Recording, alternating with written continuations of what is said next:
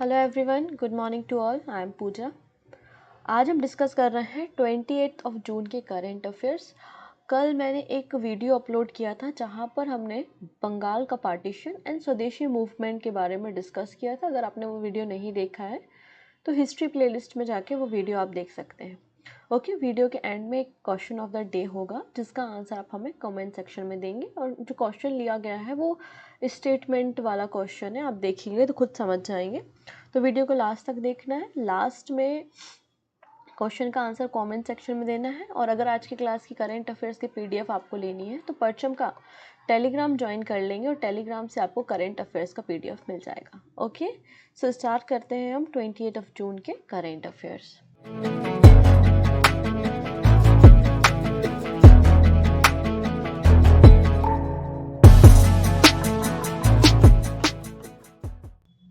सबसे पहले बात करते हैं ग्रीस के बारे में। ग्रीस, एथेंस, जिसकी कैपिटल आपको मिल जाएगी, और यूरोप कॉन्टिनेंट में आपको एक कंट्री देखने को मिलेगी विच इज़ ग्रीस। ये आपको पूरा जो कंट्री दिखाई दे रहा है ये आपका ग्रीस है।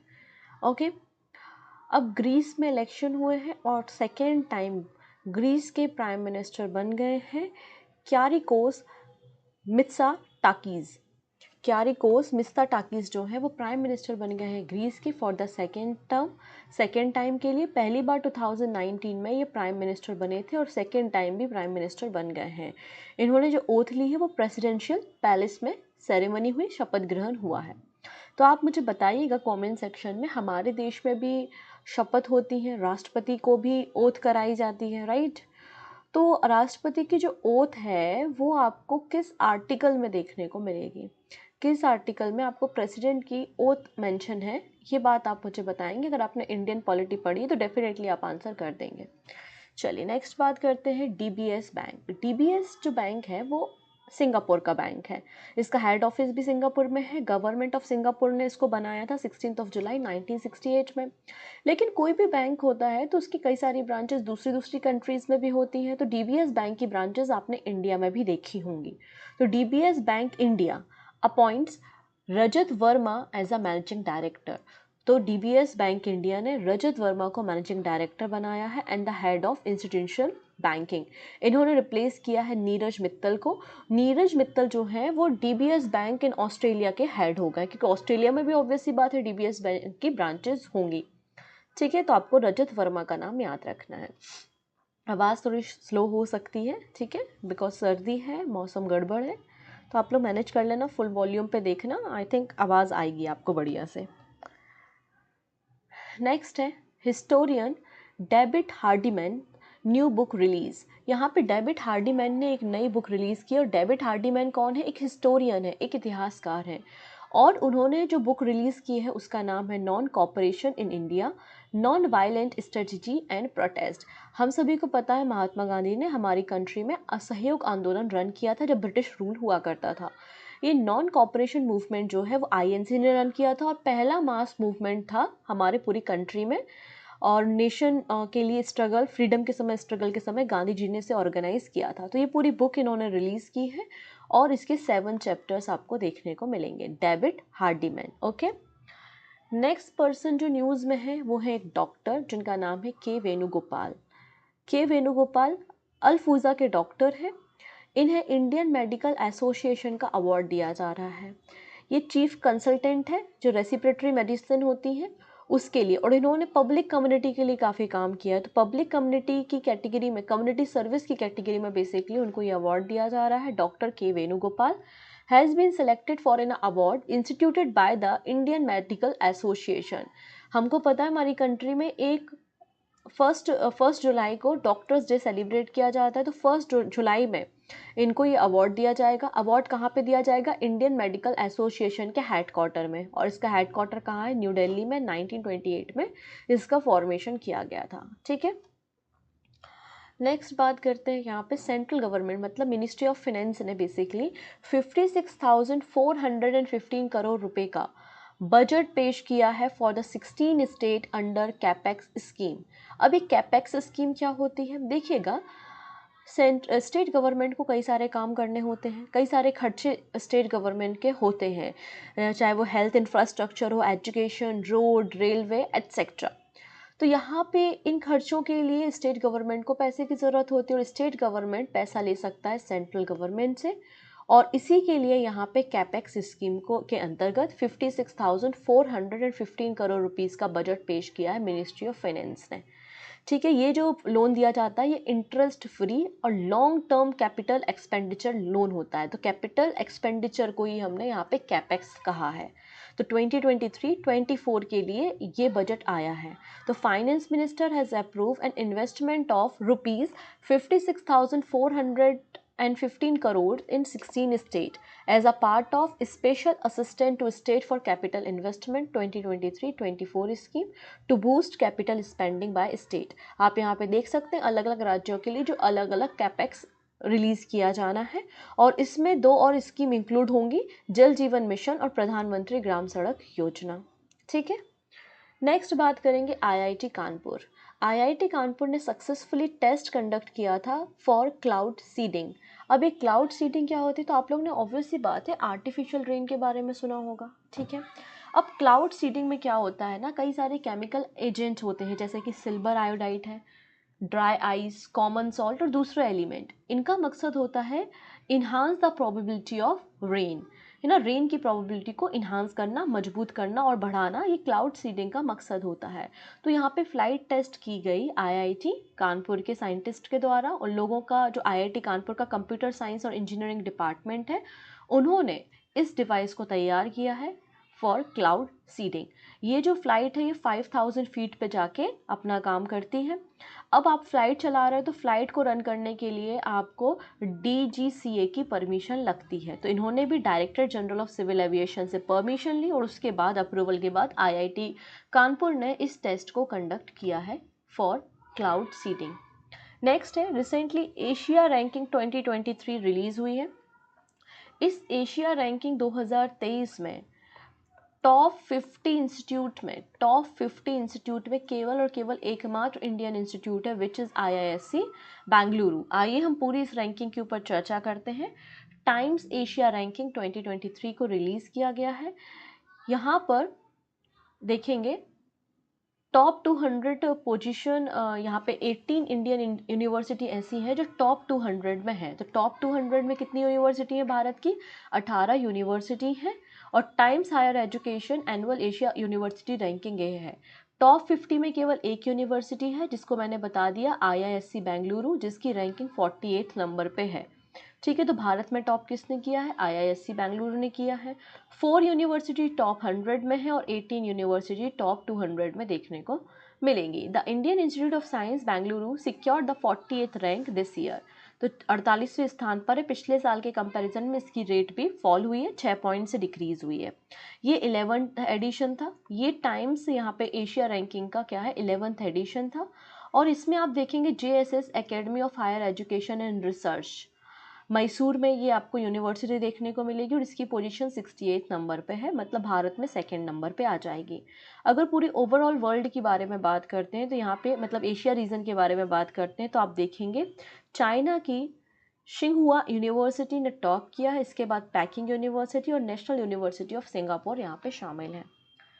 नेक्स्ट है बेंगलुरु एयरपोर्ट। इन्होंने BLR पल्स ऐप को लॉन्च किया है फॉर द पैसेंजर।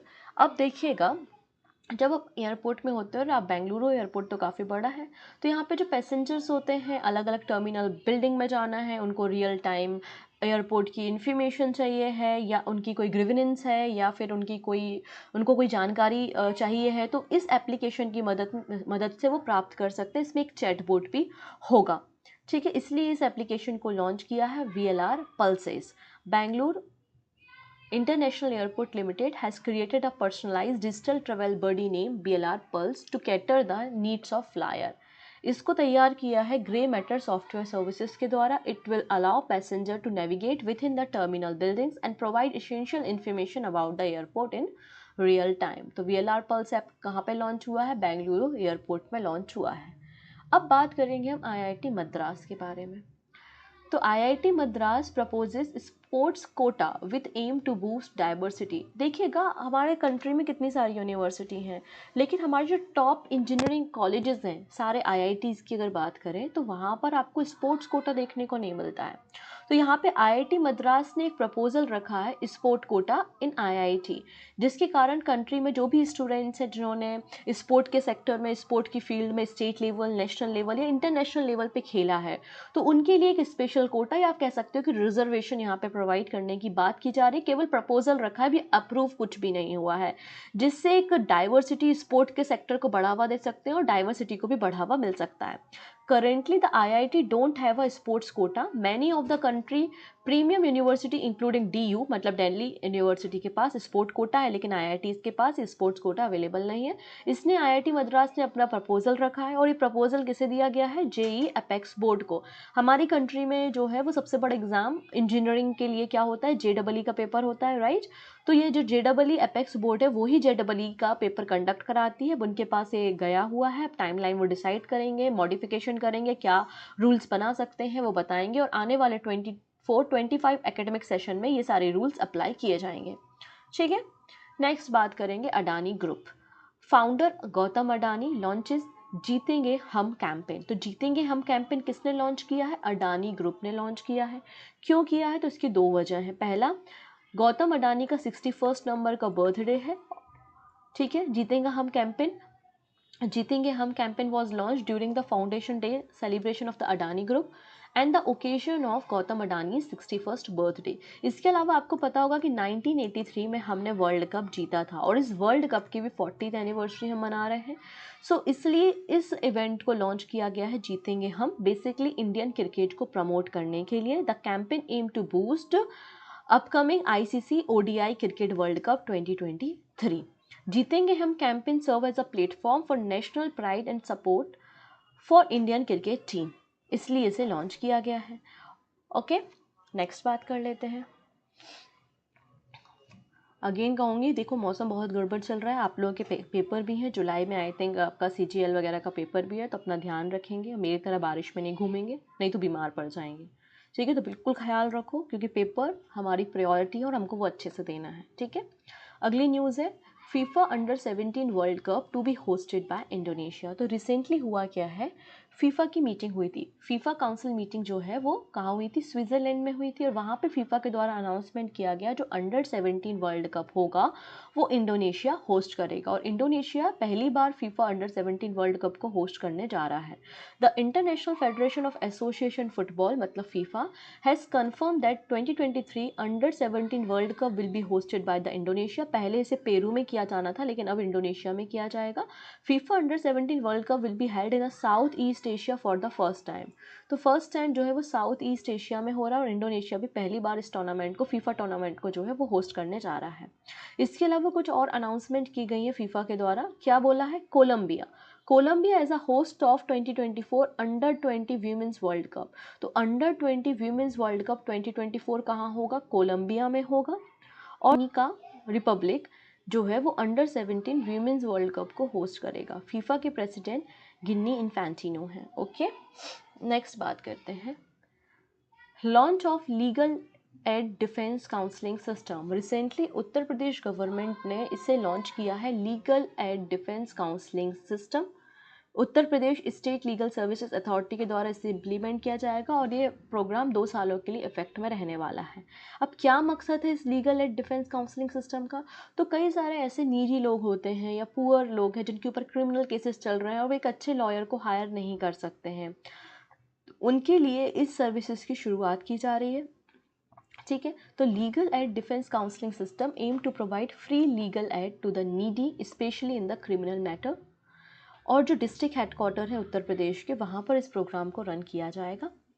इसमें आप देखेंगे जो क्रिमिनल केसेस वाला व्यक्ति है वो अपील कर सकता है, उसको यहाँ पे असिस्टेंट प्रोवाइड किया जाएगा pre arrest, post arrest, bail के समय, ट्रायल के समय और रिमांड फेज पे। तो हर तरीके से जो है गवर्नमेंट इनको असिस्टमेंट प्रोवाइड करेगी, असिस्टेंस देगी in the provide under the national legal service authority scheme. इससे SC/ST विक्टिम्स को मदद मिलेगी, इंडस्ट्रियल वर्कर को मदद मिलेगी, और जो पर्सन मेंटली इल पर्सन है उनको भी मदद मिलेगी, लेकिन बोला गया है कि इनकम, एनुअल इनकम 3 लाख से कम होनी चाहिए, है ना। नेक्स्ट बात करते हैं अच्छा, आप लोगों ने यहाँ पे एम करुणानिधि के बारे में सुना होगा, कई सारी मूवीज़ भी बनी हैं, जयललिता, एम करुणानिधि सुना होगा। तमिलनाडु वाले जो स्टूडेंट हैं, इनफैक्ट तमिलनाडु क्या पूरे भारत के लोगों ने एम करुणानिधि के बारे में डेफिनेटली सुना होगा। M Karunanidhi former chief minister थे तमिलनाडु के, और उनका ये मेमोरियल आपको यहाँ पर ही देखने को मिल रहा है। ये पॉलिटिशियन थे, ये बात सबको पता है, लेकिन एक बहुत अच्छे और राइटर एंड पोएट भी थे। तो उनके इस स्मारक के, इस मोनूमेंट के सामने एक और पेन मोनूमेंट तैयार किया जाएगा। इसके लिए सेंट्रल गवर्नमेंट ने अप्रूवल दे दिया है। Union environment ministry give final note for Kalaignar pen monument in bay of Bengal. तो यूनियन एनवायरनमेंट मिनिस्ट्री ने कोस्टल रेगुलेशन जोन के अंतर्गत तमिलनाडु गवर्नमेंट को जो प्रपोजल था, Muthamizh Arignar doctor Kalaignar pen monument bay of Bengal में मरीना बीच पे तैयार करने के लिए अप्रूवल दे दिया गया है, लेकिन 15 कंडीशंस, टर्म एंड कंडीशन के साथ इसे दिया गया है। डॉक्टर कलाइंगर पैन मोनूमेंट जो है वो बेसिकली लेट एम करुणानिधि, जो फॉर्मर चीफ मिनिस्टर थे तमिलनाडु को, उनको डेडिकेटेड है, क्योंकि वो तमिल साहित्य को रिवाइव करना चाहते थे। और गवर्नमेंट जो तमिलनाडु की है उसका भी यही मतलब उनका भी यही मकसद है कि तमिलनाडु के जो कल्चर है, उनका जो आर्ट है, लिटरेचर है, उसको रिवाइव किया जाए। एम करुणानिधि ने 100 से ज़्यादा बुक लिखी हैं, नॉवेल्स लिखी हैं, शॉर्ट स्टोरीज़ हैं, एसेज हैं, एट्सेट्रा। ठीक है, और इसका जो डिज़ाइन है ये आईआईटी मद्रास के टीम के द्वारा तैयार किया जाएगा। अभी तैयार हुआ नहीं है, आईआईटी मद्रास की टीम इसे तैयार करेगी। प्रोजेक्ट प्रपोज किया गया था 2022 में। फाइनली यहाँ पे यूनियन एनवायरनमेंट मिनिस्ट्री ने इसे अप्रूवल दिया है। नेक्स्ट है, हम बात करेंगे एक्सरसाइज रन विजय के बारे में। इंडियन एयरफोर्स ने रिसेंटली कंक्लूड की है एक्सरसाइज रन विजय। ये कई मतलब सीरीज़ ऑफ एक्सरसाइज या सीरीज़ ऑफ वॉर गेम था बेसिकली इंडियन एयरफोर्स का। इसका मकसद है, इंडियन एयरफोर्स में कई सारे फाइटर पायलट्स हैं, मतलब फाइटर प्लेन्स हैं, फाइटर पायलट की स्किल को और इन्हांस करना डे टाइम में, नाइट टाइम में। तो उसके लिए ये ऑपरेशन मतलब एक्सरसाइज रन विजय इंडियन एयरफोर्स ने कंडक्ट की थी, और इसमें सुखोई 30 को भी शामिल किया गया था। ये एक्सरसाइज 16 जून से लेकर 23 जून के बीच में हुई है, UV hills and central air command area में। Exercise was carried out from the various air bases under the central air command which is the headquarter in Prayagraj. ठीक है, तो आपको याद रखना, इंडियन एयरफोर्स ने कंडक्ट की है एक्सरसाइज रन विजय। नेक्स्ट है, ये सुंदर पिचाई जी हैं। ठीक है, तो Google will invest $10 billion in India digitisation fund. अब हम make in India, digital Bharat की बात करते हैं, तो यहाँ पे जब प्राइम मिनिस्टर मोदी गए हुए थे अमेरिका, तो कई सारे बिजनेस लीडर्स से इनकी मुलाकात हुई, जिनमें गूगल के सीईओ सुंदर पिचाई थे, अमेजॉन के सीईओ एंड्रयू जेसी थे, एंड बोइंग सीईओ डेविड कॉल्हन भी यहाँ पे शामिल थे वॉशिंगटन डीसी में। तो यहाँ पर इस मीटिंग में ये बात सामने आई कि गूगल जो है वो $10 बिलियन का इन्वेस्टमेंट भारत में करेगा इंडिया डिजिटाइजेशन फंड में, और ओपन करेगा Google global fintech operation centre in GIFT City Gujarat. इसके अलावा अमेजॉन के जो सीईओ हैं ना, उन्होंने पहले ही 11 बिलियन का इन्वेस्टमेंट भारत में कर चुके हैं, लेकिन और भी नया $15 बिलियन का इन्वेस्टमेंट करने के बारे में सोच रहे हैं। नेक्स्ट बात करते हैं, Infosys wins $454 billion deal from the Danske bank. Danske bank जो है वो आपका डेनमार्क का बैंक है। जैसे कि आप लोग कोई भी एग्ज़ाम देते हैं तो कोई ना कोई बॉडी आपका एग्ज़ाम करवाती है, या तो टीसीएस पेपर बना रही होगी, या फिर दूसरी कोई कंपनी आपके पेपर बना रही होगी। वैसे बैंकिंग जो सिस्टम होता है, तो बैंकिंग के लिए टेक्नोलॉजी अपग्रेड करने की ज़रूरत होती है, नए नए सॉफ्टवेयर की ज़रूरत होती है। तो ऐसे ही किसी आईटी कंपनी का सहारा यहाँ पे लिया जाता है अपनी टेक्नोलॉजी को ट्रांसफॉर्म करने के लिए। ठीक है, तो यहाँ पर इन्फोसिस को एक डील मिली है $454 मिलियन की डील, और ये डील डेनमार्क के डेंस्के बैंक ने दी है डिजिटल ट्रांसफॉर्मेशन के लिए। ये डील जो है वो अभी तो फिलहाल पीरियड ऑफ 5 ईयर के लिए, लेकिन और आगे $900 मिलियन तक की डील हो सकती है, और इसको फर्दर 3 ईयर्स के लिए एक्सटेंड भी किया जा सकता है। ठीक है, तो इन्फोसिस यहाँ पे बैंक टेक्नोलॉजी ट्रांसफॉर्मेशन के लिए काम करेगी। डन है। कुछ शॉर्ट न्यूज़ हम बात करेंगे। सबसे पहले राजस्थान गवर्नमेंट ने लॉन्च किया है pregnancy child tracking and the health service management system, मतलब PCTS सिस्टम राजस्थान गवर्नमेंट ने लॉन्च किया है। मकसद समझ में आ रहा है, app to monitor the health of pregnant women, obstetricians and infants online. Next है नंदी। यहाँ पे नंदी एप्लीकेशन लॉन्च किया है union fishery animal husbandry and dairying minister Purushottam Rupala ने।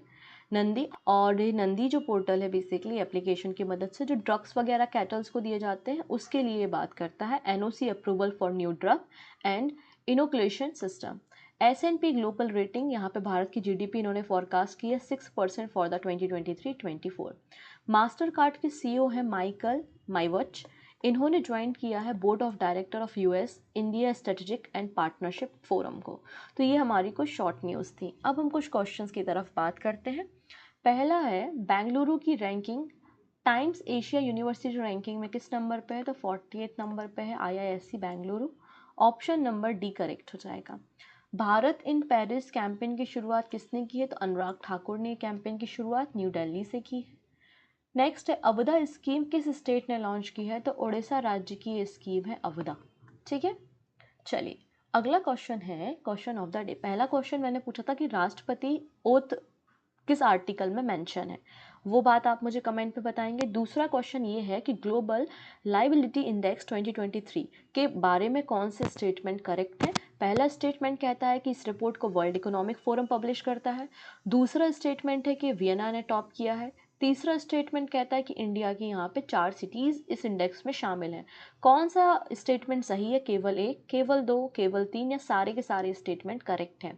तो अगर आप लोगों ने वीडियो अच्छे से देखा होगा तो आप लोग डेफिनेटली इसका आंसर कर देंगे। ओके, तो दोनों क्वेश्चंस के आंसर आप हमें कमेंट में दीजिएगा, रिप्लाई भी मैं आपको वहीं पे कर दूंगी। आज थोड़ा सा वॉइस हो सकता है लो हो, आप मैनेज कर लेना। जैसे तबीयत ठीक होती है हम वापस से उसी एनर्जी के साथ रिटर्न होंगे। ठीक है, सो मिलते हैं नेक्स्ट वीडियो में। Take care and bye bye.